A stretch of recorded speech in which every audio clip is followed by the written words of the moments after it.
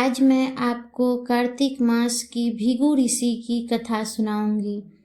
ये पूर्णिमा के दिन सुनी जाती है, इसीलिए भृगु ऋषि की कथा कह रही हूँ। एक समय की बात है, पृथ्वी पर धर्म का प्रभाव घट गया था।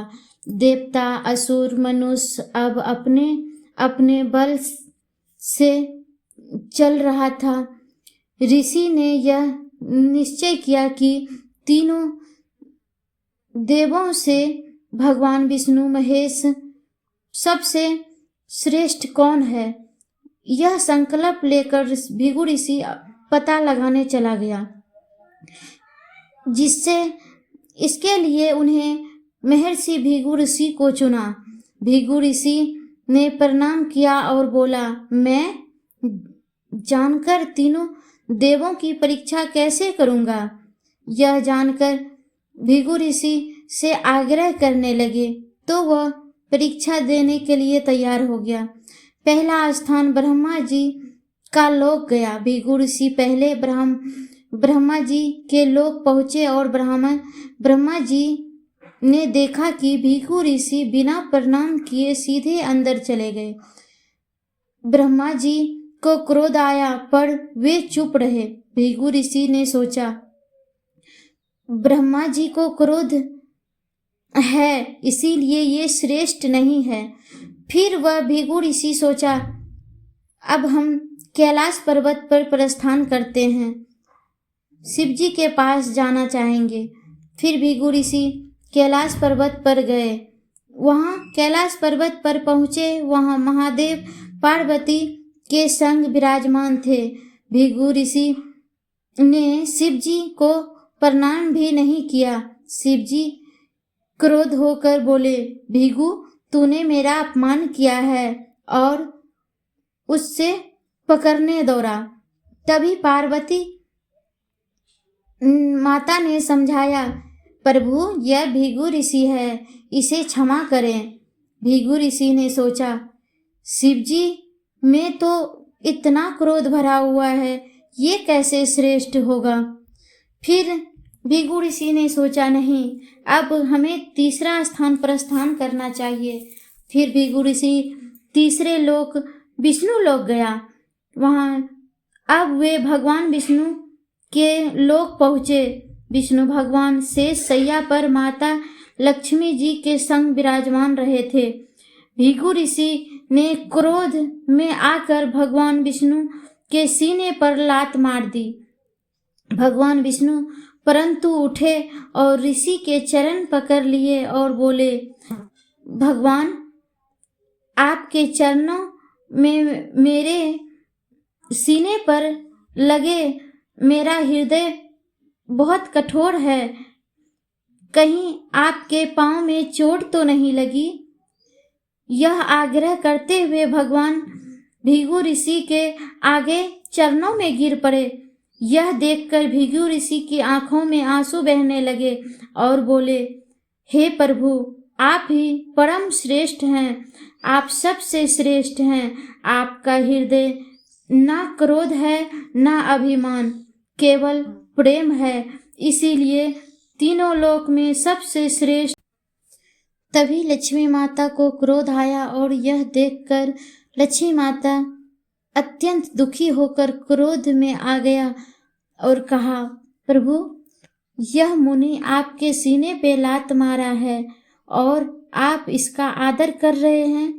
मैं यह अन्याय सह नहीं सकती। फिर लक्ष्मी माता जी ने क्रोध में कहा, भृगु, मेरे पति मेरे स्वामी श्री विष्णु जी का अपमान किया है, इसीलिए मैं तुम्हें श्राप देती हूँ। तुम्हें स्त्री शरीर में जन्म लेना पड़ेगा और अपने ही कर्मों का भोग भोगना पड़ेगा। भृगु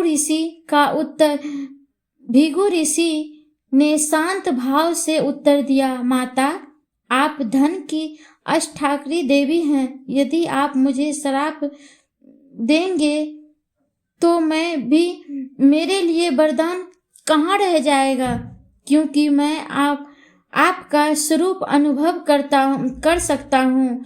मैं चाहता हूँ कि आप मेरे घर पुत्री के रूप में जन्म लें, यही मेरी कामना है। फिर भगवान विष्णु ने माता लक्ष्मी को समझाया, हे देवी, यह सब मेरी लीला है, मुनि का अपमान नहीं, परीक्षा था। जो हुआ वह भविष्य के कल्याण के लिए हुआ।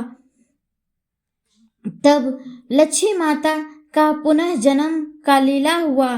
कुछ दिन बाद लक्ष्मी माता को अपने श्राप का पश्चाताप हुआ और उन्होंने सोचा कि भृगु मुनि भगवान के परम भक्त है, मैंने क्रोध में आकर उन्हें श्राप दिया है, यह ठीक नहीं किया।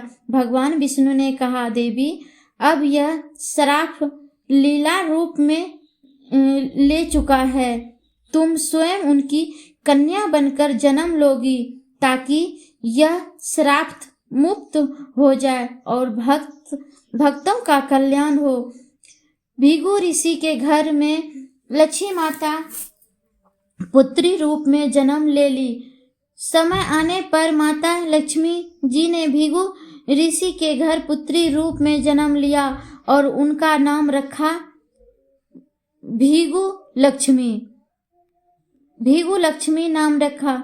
ये अत्यंत रूपवती और तेजस्वी थी। सब देवता उनसे सौंदर्य से चकित हो गए थे।